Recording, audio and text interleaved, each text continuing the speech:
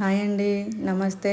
Welcome to my channel Suni's cooking world. ఈరోజు వీడియోలో ఎన్నో ఔషధ గుణాలున్న పుదీనాతోటి పుదీనా పలావ్ ఎలా చేసుకోవాలో చేసి చూపిస్తాను.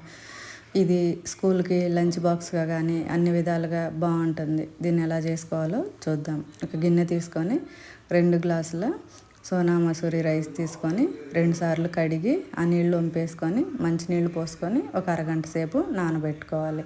తర్వాత ఒక పెద్ద కట్ట పుదీనా తీసుకొని శుభ్రంగా ఆకులన్నీ ఒలిచేసుకొని 2 సార్లు కడిగి పక్కన పెట్టుకోవాలి. తర్వాత స్టవ్ ఆన్ చేసుకొని కుక్కర్ పెట్టుకొని 4-5 టేబుల్ స్పూన్ల ఆయిల్ వేసి ఆయిల్ బాగా హీట్ అయ్యాక ఒక బిర్యానీ ఆకు, 4 యాలకులు, 4-5 లవంగాలు, చిన్న ముక్క చెక్క, 1 స్పూన్ షాజీరా అన్నీ వేసుకొని వేయించుకోవాలి. తర్వాత ఒక 10-15 జీడిపప్పు వేసి వాటిని కూడా వేగించుకోవాలి. అవన్నీ వేగిన తర్వాత సన్నగా పొడవుగా కట్ చేసుకున్న ఒక పెద్ద ఆనియన్, 2 పచ్చిమిర్చి ఇలా చీల్చుకొని వేసుకొని వీటిని కూడా ఫ్రై చేసుకోవాలి. తర్వాత ఆనియన్స్ ఫ్రై అయ్యేలోపు పుదీనా పేస్ట్ చేసుకుందాం. ఒలిచిపెట్టుకున్న కట్ట పుదీనా, 10-15 పచ్చిమిర్చి అన్నీ వేసుకొని మిక్సీ పట్టుకోవాలి. ఇంకా కారం ఏమి వేయను, ఈ పచ్చిమిర్చి ఈ కారం సరిపోతుంది కాబట్టి మన కారాన్ని బట్టి పచ్చిమిర్చి వేసుకోవాలి. ఆనియన్స్ వేగిన తర్వాత 1 స్పూన్ అల్లం వెల్లుల్లి పేస్ట్ వేసి పచ్చివాసన పోయే వరకు వేగించాలి. తర్వాత ఒక క్యారెట్ని ఇలా రౌండ్గా కట్ చేసుకొని వేసుకోవాలి. క్యారెట్ కూడా వేగిన తర్వాత ముందుగా మనం మిక్సీ పట్టుకున్న పుదీనా పేస్ట్ అంతా వేసేసుకొని పచ్చివాసన పోయేదాకా వేయించుకోవాలి.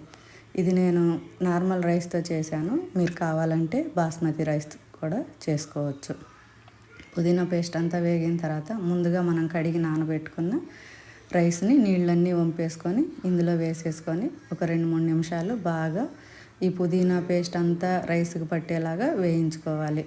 ఇలా బాగా ఫ్రై అయిన తర్వాత మనం ఏ గ్లాస్తో రైస్ తీసుకున్నామో అదే గ్లాస్ తోటి 1 గ్లాస్ రైస్కి 2 గ్లాసుల వాటర్, నేను 2 గ్లాసుల రైస్ తీసుకున్నాను కాబట్టి 4 గ్లాసుల వాటర్ పోసుకొని అంతా ఒకసారి ఇలా కలబెట్టుకొని రుచికి సరిపడా సాల్ట్ కానీ కళ్ళుప్పు కానీ ఏదైనా వేసేసుకొని అంతా కలబెట్టుకొని ఒకసారి ఉప్పు చెక్ చేసుకొని తర్వాత మూత పెట్టేసుకొని విజిల్ పెట్టేసి 3 విజిల్స్ రానివ్వాలి.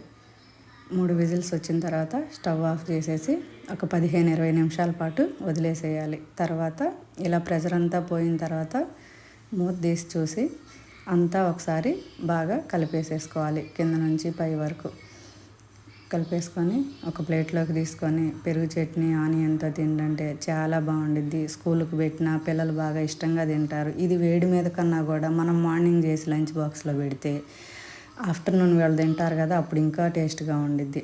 దీంట్లో చాలా ఔషధ గుణాలు ఉన్నాయి. పుదీనా మన జీర్ణక్రియని మెరుగుపరుస్తుంది. పుదీనాలో A-C విటమిన్స్ ఉన్నాయి. ఇది చాలా మంచిది హెల్త్కి. ఇలా చేసుకొని ట్రై చేయండి. కనీసం 10 రోజుల్లో ఒకసారైనా చేసుకొని తినండి. Thank you for watching. ఈ వీడియో నచ్చినట్టయితే లైక్ చేయండి, షేర్ చేయండి, మా ఛానల్ని సబ్స్క్రైబ్ చేయండి.